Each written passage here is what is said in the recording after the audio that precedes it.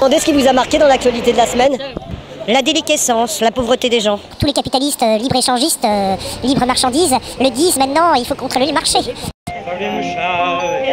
les gendarmes, on ne voit plus par les chemins. Il y a des choses que vous avez retenues dans l'actualité de cette semaine, des choses que vous avez notées, qui ont attiré votre attention, ça qui vous savez. Écoutez, cette semaine, enfin ces derniers jours, cette semaine, la semaine dernière, ça a vraiment été tous les problèmes avec les porteurs de mallettes, bon voilà, ces choses-là. Il y a un journaliste qui l'a dit, avec Sarkozy, tout est possible, même que le Sénat passe à gauche. Oui, le pass Navigo à 75 € pour toute l'Île-de-France. Pour les Parisiens, c'est un coût de 15 € supplémentaires sur la carte Navigo. Le policier de Lyon, là, qui est devenu ripou. Ça m'a choqué. Le Sénat qui passe à gauche, c'est la première fois que ça arrive, c'est pas mal. C'est plutôt bien ça, malgré Ouais, moi je trouve ça plutôt positif, hein, ça augure de ce qui va se passer l'année prochaine. Mais enfin, il y a un changement, ça va peut-être permettre d'avoir du neuf. S'il y a des choses qui vous ont marqué dans l'actualité de cette semaine? Beaucoup. Les scandales, là, voilà. Particulièrement les scandales, lesquels? Particulièrement l'histoire de Karachi, là, voilà. Je trouve ça absolument incroyable. Monsieur Hortefeux qui dit que pas du tout. Il n'a pas téléphoné. Mais d'ailleurs, il avait juste une intuition. Enfin bon, voilà, où on va. C'est un très bon métier. C'est beaucoup mieux que marchand de mourant. C'est pas marrant. J'ai un parent qui en vendait pour les oiseaux. La déchéance de DSK, la prochaine élection du Parti Socialiste. J'aimerais bien savoir qui va sortir parmi les 6 prétendants.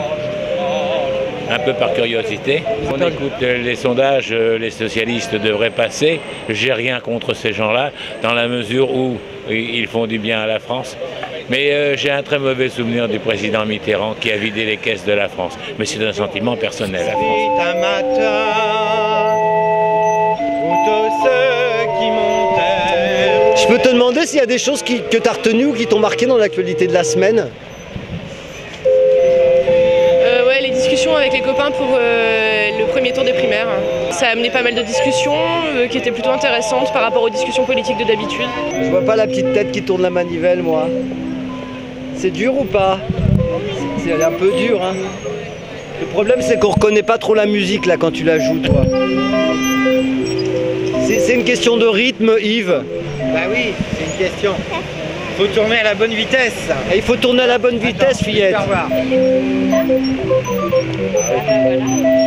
Moi je vote au moins pire depuis des années, donc ça change pas. Vous faites pas de choix idéologique, vous, dans vos... Je les ai eus quand j'étais beaucoup plus jeune. Je me suis fait bien mettre de temps en temps.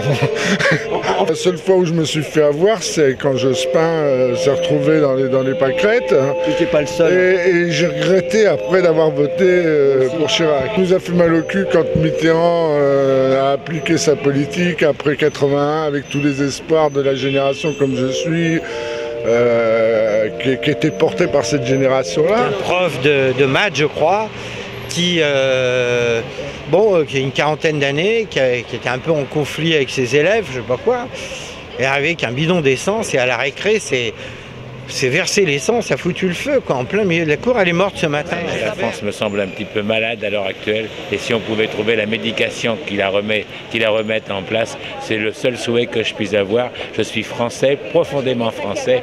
Et je ne souhaite qu'une chose, c'est que nous ayons une République qui soit aussi belle.